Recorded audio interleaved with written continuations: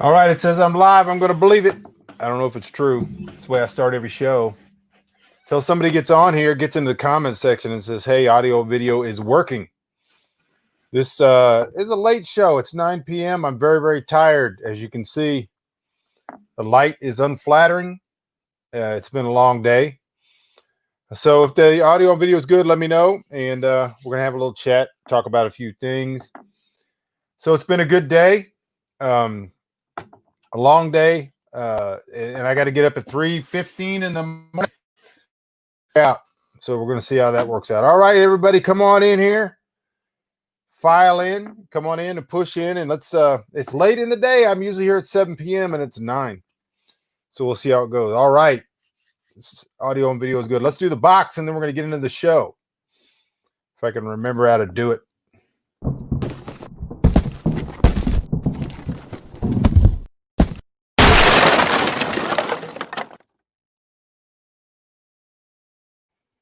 All right. Hello, hello, Texas Viking. Hello, everybody. Come on in. Type into the comment section. Tell me where you are. Say hello. Greetings. My name is Michael Bunker. This is the Bunker Nation show. I'm going to be your host for the evening. Hello, Pat. Hello, Nancy. Good to see you. We got a lot of different places represented already in the comment section. Y'all come on in. Say hi. Smash the like button. So here's the deal. It's late in the day. It's 9 p.m. I'm supposed to be in bed. It's 2 hours past my bedtime because I got to get up at 3:15. But this morning got up, took Danielle to work, and I was about 6:30 driving home, turned on the radio for the first time. I hadn't looked at my phone, hadn't looked at any news, and it was they were talking about Mac Davis dying. So that's kind of a big thing for me. And so I wanted to talk a little bit about that tonight, but there's a big point. I got a point that's going to come up on the end of this. As you know, my rants, my talks, my soliloquies are not without a point. And so driving home, just as the sun began to come up, barely breaking the horizon, the biggest idiot in the world, the guy who's the talk radio nut at one of the radio stations in Brownwood. Literally one of the dumbest humans, and he's been on there for maybe 20 years. I don't know. He's an idiot. There's no telling how dumb this guy is, but he was trying to figure out what the name of the song was that Mac Davis sang about Lubbock, Texas. And I don't have a problem with somebody not knowing it. That's not even close to the dumbest thing this guy says every morning. But I was trying in my mind, I was trying to get my mind around the fact that Mac Davis had died. So I figured I would tell you guys a story. And all of that's not just about me making Mac Davis' death about me. It's a story about life and what's going on in the world today. In 1980, I was 13 years old. You can do the math. I was 13 years old. It's a really important time in a young man's life. You're starting to notice that there's an outside world, that there's things going on outside your little bubble. I was born in Lubbock, Texas. My dad was in the military, so at about 3 years of age, we moved to Dayton, Ohio. My dad was stationed at Wright-Patterson Air Force Base, and then he got transferred. And we were going to move to Germany. We were going to move to Alaska. We didn't. We ended up moving to Washington, D.C. We lived 10 miles outside the Beltway in Maryland. And that's where I lived when I was 13 years old in 1980. But I grew up being from Lubbock, Texas. I'd been there a few times, visited my grandmother, visited my uncles and aunts. My grandmother lived at the edge of a cotton field. And all of her and her children used to pick cotton and all that kind of stuff. But there was cotton just as far as you could see. And about a mile or so away was the airport. Still the airport in Lubbock, Texas. And when we used to visit, we would walk out in that cotton field and lay down, and we would watch the Braniff flights take off. If you don't remember Braniff, you probably don't. But all the planes were different colors. They had orange planes. And it was the 70s. So they had orange planes and they had purple planes and they had green planes. And so we always used to bet each other what the next plane was going to be as we laid in this cotton field and watched the planes take off. So I got a lot of memories of Lubbock, Texas. We didn't live there after I was 3, but I remember going back and visiting. I remember the area. I remember running down the alleyways to my aunt's house, etc. Go back to the beginning of the story. In 1980, I'm 13 years old. I'm living in Lubbock, Texas. My mom listened to Buddy Holly a lot. Buddy Holly was from Lubbock, Texas, and you were supposed to be proud of Buddy Holly because he was from Lubbock. Everybody was from Lubbock, really, if you really think about it. Rock music is from Lubbock. Pretty much everything you listen to today somehow has a root in Lubbock, Texas. Even if it was Bob Wills, who was from Turkey or Kittiquay or something like that, that's Lubbock, as far as anybody's concerned. And so Roy Orbison from Wink, Texas, that's Lubbock. We take credit for all of them. But my mom, she listened to Buddy Holly, and she listened to Elvis, listened to a lot of Elvis. And you kind of grow up, you listen to what your parents listened to. We had record players back then, and she would put on the records. So I knew who Buddy Holly was. And I knew who Mac Davis was because she would put on Mac Davis records. In 1980, though, this song came out. I think the song's official title is Happiness. Oh, no, it's Texas in my rearview mirror. But everybody calls it Lubbock, Texas in my rearview mirror.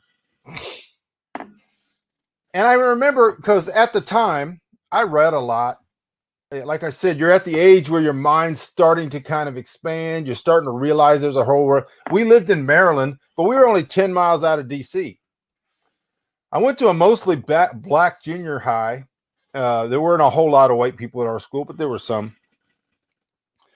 But in 10 minutes on a bike, you could be in the woods, in the Civil War woods.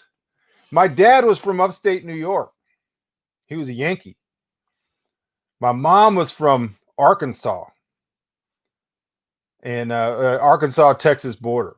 So I had a Yankee and a Southerner for parents.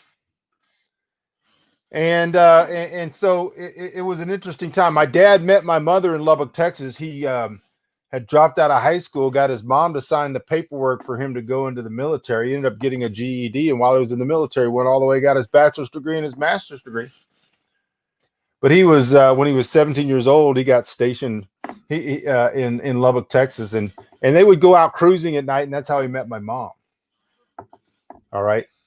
So you got this Yankee and this Southerner, and they ended up against all odds getting married. He was in the military. We got transferred. We ended up in Washington, D.C., living just outside of the Beltway.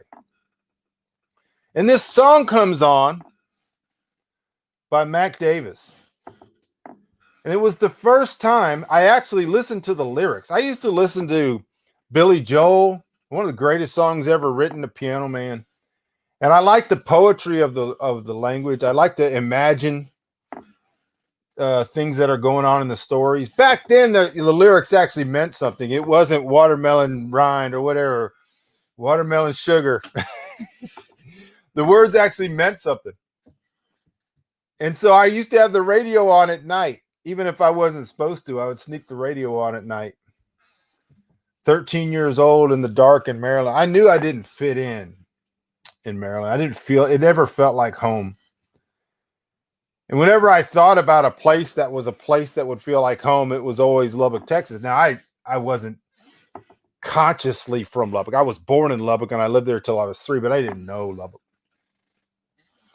But then this song came on, and it really blew me away because the whole point of the song was about geography.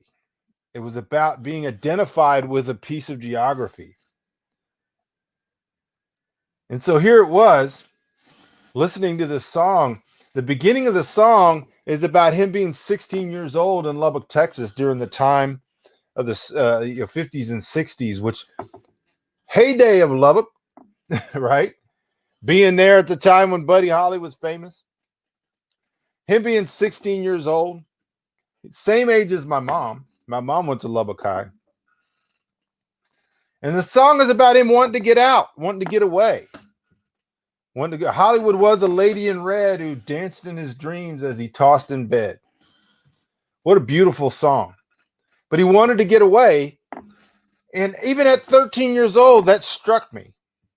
It struck me because I couldn't understand somebody. My memories of Lubbock were such, and it had been idealized in my mind because of Buddy Holly and my mom loving the music, and how we were basically taught that all music came from Lubbock, really.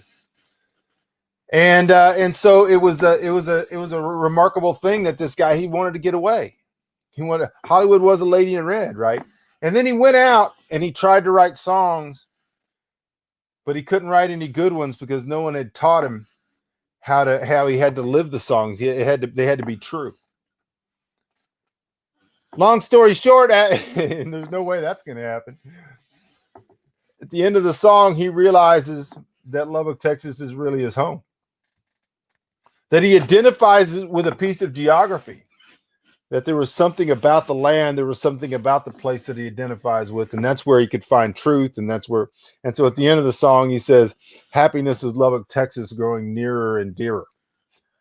And it really struck me. And now this was 1980. My dad came to us, I don't know, sometime in the summer, said, "We're moving."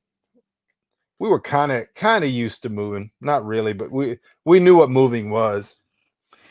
We had a big emotional breakup when we left Dayton, Ohio, because we really loved it, and then we moved to Washington D.C. and Maryland, and really, I don't think any of us really loved it. But so he told us we were leaving, and they really wanted to move back to Lubbock, where my mom was from. So I was excited. I was able to go to school and tell people that I was from Texas. I was technically at 13 years of age. I had lived 10 years outside of Texas, but I told people I was excited. We were going to Lubbock, Texas, where Buddy Holly is from, Mac Davis. Turned out my dad couldn't find a really good job where he was looking in Lubbock, and we ended up moving to Odessa, Texas, home of Friday Night Lights. So in 1980, December 4th of 1980, we arrived in Odessa, Texas. Odessa, Texas isn't Lubbock. It's got its own charm. It's a whole different thing. Watch Friday Night Lights. And so during probably one of the most important times of my life, I ended up not in Lubbock, Texas. I ended up in Odessa, Texas. Went there throughout high school. 3 days after I graduated, I got the hell out of Odessa. Drove with my car packed full of stuff. My dad had bought some land outside of Lubbock in Smyer, Texas, and I started school. I started at Texas Tech in the first summer session, 7 days after I graduated high school. Couldn't get there fast enough, just like Buddy Holly at the end of the. I mean, just like Mac Davis at the end of the song. All right, so here's the thing. What is it about identifying with a place? America is a very unique idea. Texas in particular, too. Something about Texas swells when you think about it. You think about the land. That there's this piece of sky that's cut out above you that belongs to you, even if it's just the state. America feels that way about America, or at least it used to. And there's something about that song that tells people that there's something there. There's some reality, that you're not finding truth. You're not finding happiness chasing after Hollywood, chasing after movies, chasing after fame, chasing after money. And like I've taught you all time and time again, if you can pan back, if you have the ability to separate yourself from yourself and pan back and look at the panorama of history, you'll note that there has been a concerted effort to separate the people from the land. Goes way back to the Industrial Revolution. Part of the Industrial Revolution was a attempt to get people off the farm. You had the wars. World War One and World War One and World War Two were to get people off the farm. They had other purposes too, but that was a big one. The big saying was, how are you ever going to get them back on the farm once they've seen Paris? How old were I in 1980? I already said I was 13. Maybe you missed that part. I was 13 years old. But there has been a concerted effort since the Industrial Revolution to separate people from this concept of geography. And I think that there's a biblical reason behind it. Because if you go back like I have, if you spend 5 to 10 years writing a commentary on the book of Genesis, and I'm only through chapter 10, you begin to learn that land's pretty important to God. From the very beginning, it was important. But more so after the flood, after God wiped everything out because of what was going on then is what's going on now. Word for word, deed for deed. And God wiped the place clean. And he took the world and he divided it between the 3 sons of Noah. That's how important it was. Everything that happens after that is sin and reclamation involving man's connection to different areas of land. Who's supposed to be there, who's not supposed to be there. We got wars and rumors of wars and all of these things. But inside of man, there is a longing. There's a longing for geography, for a place to call home, to feel comfortable. Today, after I got home, I told you I was a little bit melancholy. Sad, maybe. Melancholy after hearing about Mac Davis's death. It's not altogether unpredictable or unforeseen. But I was sad. And somewhere I've got a picture of my mom with Mac Davis. I tried to get it to share with you all, but my mom is actually on the road and she's got the picture at home. So today I got home and Sarah saddled up Gilbert and I went for a ride for about an hour. Riding on my property. We sit on about 40 acres here. Got up on the horse and rode out to the back of the property, rode the back fence, rode up around our back pond. Slowly, rode back. All this time I was thinking about this, right? Beautiful day. Cold in the morning. By this time, it was probably about 72 degrees. Crystal clear blue skies. Just as good. You can see I got a little sun riding a horse. A little bit burned on my face. For the first time, this is only my fourth lesson. I actually got off the horse, went out and got the gates by myself, climbed back in from the stirrup 4 or 5 times, mounted and dismounted. Rode into our big field, rode the whole big field, which is about a 7-acre field, and then went out the front gate all the way to the front of my property through the trees, up by our front pond.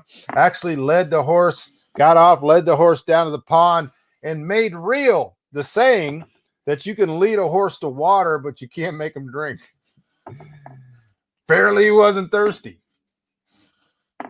Climbed back on, rode around, rode through the trees, back through the gate, rode around. It was a long ride, about an hour. And all the time was paused up. We have one of the most beautiful views you've ever seen anywhere I've been in the world. But I can't take a picture of it that makes it look like it really looks. Seems like you can see forever. And so I was sitting there and I was thinking about the fact that this was the day after the debate. What a crap show that was. That there's this concerted effort that has been going on for longer than my life to separate people from the land. I'm an expert on the Russian Revolution, on Russian history,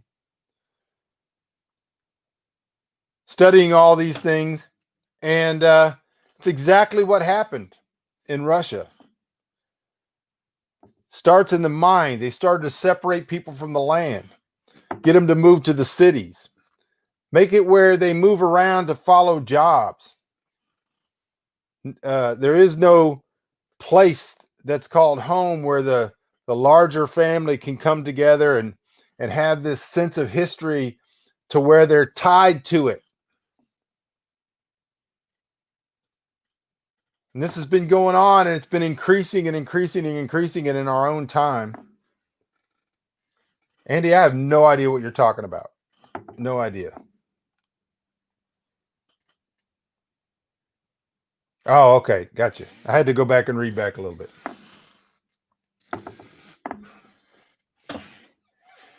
America is a people disconnected from the land, disconnected from any idea of home, absolutely transient in their character and nature.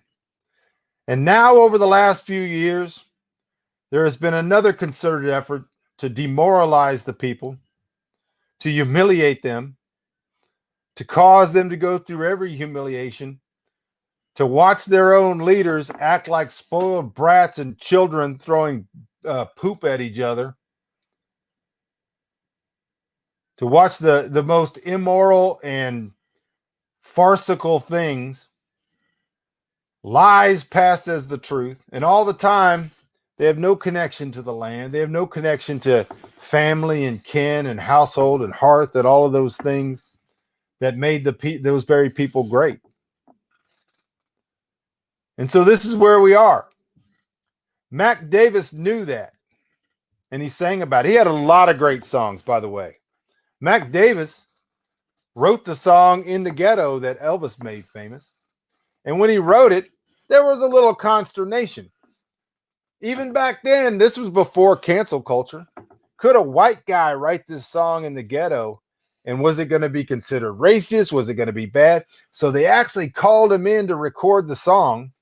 And when he got to the studio, Jesse Jackson and all the civil rights leaders were there to listen to him record the song. And they were going to give their approval as to whether or not this song was going to be something that was going to be acceptable. And they did. Elvis ended up recording it, and it became a very famous song for Elvis. This guy knew, one of the greatest songwriters in history, just an all-around good guy. My parents met him, went out of his way to make them feel good. Wrote songs for a lot of different people that have been recorded by a vast array of musicians. He used to have a show, and at the end of his show, people could just shout out things, and he would sit there at the moment on an instant like that, and he would write a song in front of you and sing the song, and it would be like it was professionally written. Several years ago, I took this same idea, and I started writing short stories in one day. Not only writing the short story, getting it professionally edited and all of this stuff, and getting it published and on sale on Amazon within one day. Some of you might remember that. I wrote a short story called Jessup's Door in one day, and I wrote another story about a writer who had writer's block called All I Can Be, which is one of the best stories I've ever written, and I wrote it in one day and published it in one day.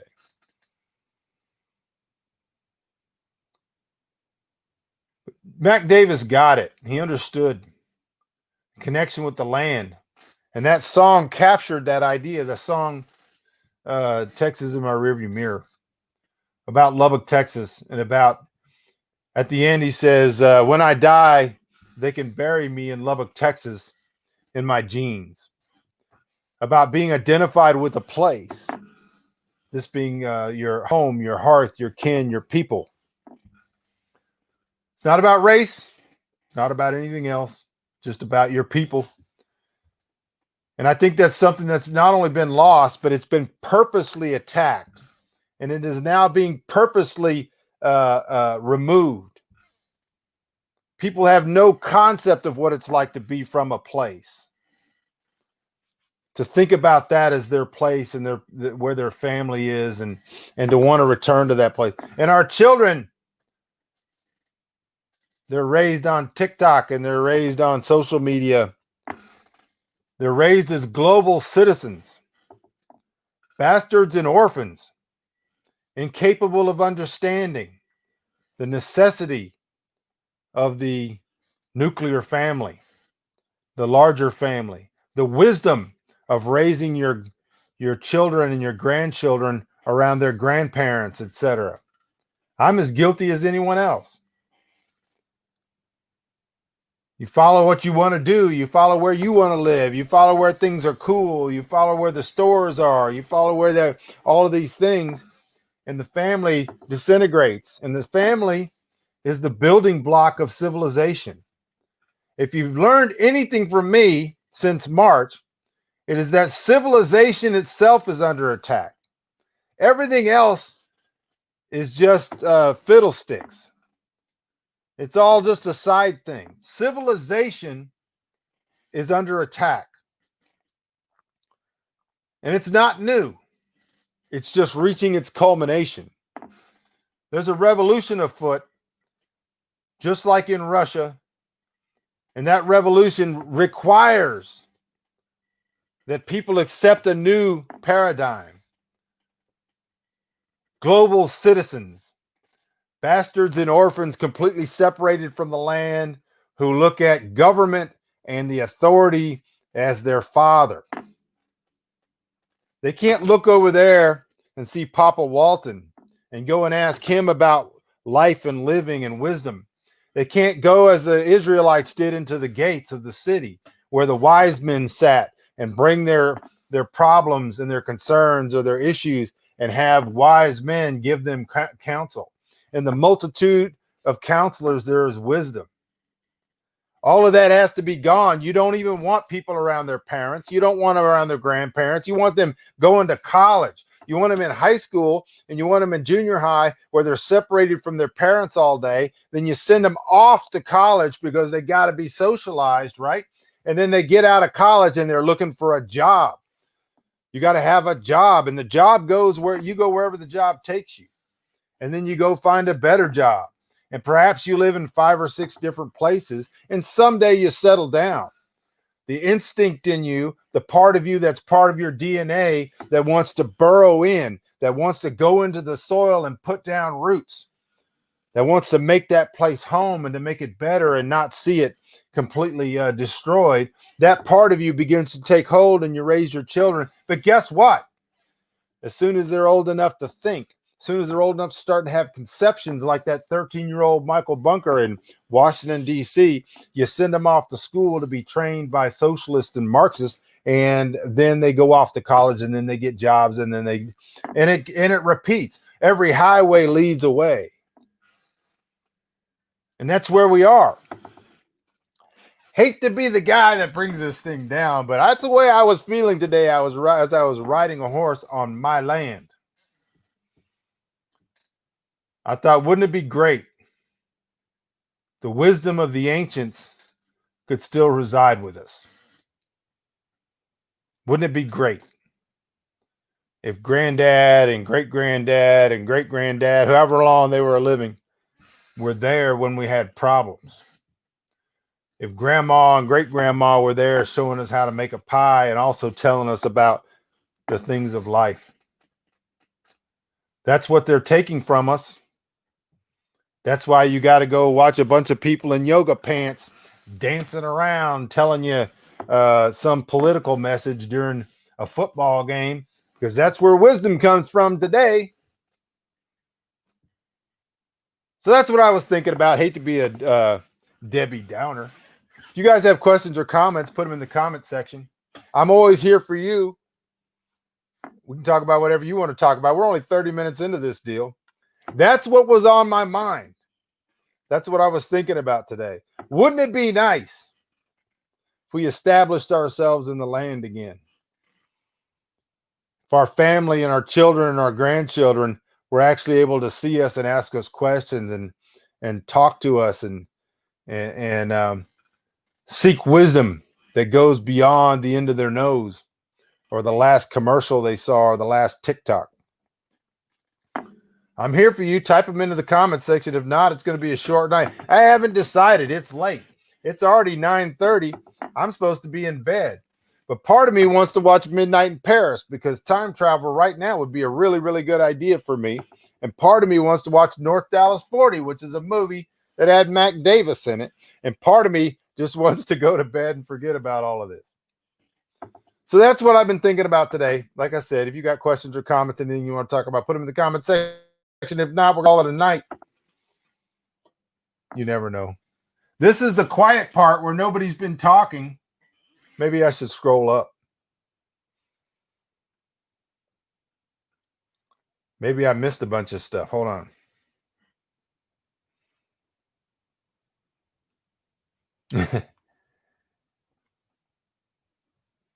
My dad met Billy Joel in the early 80s on the airplane. Seemed like a nice enough guy. Go to bed. All right. Keeping the land family for generations is harder and harder to do with our government. That's absolutely true. Absolutely. All right. I'm going to give it about 30 seconds. I'm not seeing anything pop up, but sometimes it takes a while. I got a little glitch in my back. I got to work out tomorrow morning. We're still getting up. I love about family together. Okay. Me too. Yes, he was an amazing actor. He was a talent. I have to tell you one Mac Davis story before I go. My favorite Mac Davis story. And I'll probably get parts of it wrong, but I think the gist of it is right. Mac Davis had written several songs that were recorded by Elvis Presley. Elvis Presley asked Mac Davis to come out to Graceland, and he had a movie theater there in his house. And so Mac Davis was pretty excited. Elvis Presley invited him. He's going to Graceland. He's going to watch a movie with Elvis Presley. So he shows up and he's escorted into the theater, and there's Elvis Presley down there in row 3, wherever. Mac Davis walks down there, sits down to Elvis. I'm going to be palling around with Elvis Presley. The movie comes on. They talk a little, chat a little bit. The movie comes on. They watch the first part of the movie. Back then, there used to be a intermission in the movie where you could go to the bathroom. Perhaps you could go get a snack. So they had the intermission. So Mac Davis goes up to the bathroom. He's in the bathroom. One of Elvis's henchmen, one of his security guards, one of his advisors, comes in there and says, "Listen, I'm sorry that nobody told you, and I hope this is not embarrassing for you. Elvis does not like people to sit near him or anywhere on his row during a movie. He doesn't want you there. You're going to have to go sit elsewhere in the theater. I'm sorry to be the one to tell you that." Mac Davis he was in a rage inside, just a rage. Because not so much because Elvis didn't want to sit by him, but because nobody told him and that he'd sat there through the first part of the movie. Now he's embarrassed. So he's in a bit of a rage. I don't remember exactly what he did after he got out of there, but I guess they watched the rest of the movie. And he got up and walked out without saying goodbye or anything. And Elvis caught him outside. He's like, Mac, what's going on? What's going on? Why didn't you come back? And he was mad. Mac was mad. And he said, you embarrassed me. Nobody told me I wasn't supposed to sit by you. So I sat by you. I thought we were friends. And then your guy, your henchman comes in there in the bathroom and tells me I'm not allowed to sit by you. And now I'm embarrassed. I was treated poorly. Elvis was very apologetic. And he says, you should have never said that to you. He didn't have the right to say that to you. And I apologize profusely. I'm sorry that it happened. I will make sure something like that never happens again. What can I do to make it up for you? And Mac thought about it for a minute. And he said, I want your phone number so I can call you. Elvis was like, I don't give anybody my phone number. He goes, no, I want your phone number on the phone next to your bed. That's the way you can make it up for me. Otherwise, I don't want to have anything to do with you. Not going to sell you any more songs, none of that stuff. And so Elvis Presley said, okay, I'm going to give you this number, but please don't give it to anybody ever. So he got a matchbook and he wrote his phone number on the matchbook and he gave it to Mac Davis. Mac Davis said, I never called him, but I could have. All right, so that's the story. I appreciate you guys. I love you. Absolutely glad to be here. Glad you could be here. I hope I didn't, bum you out.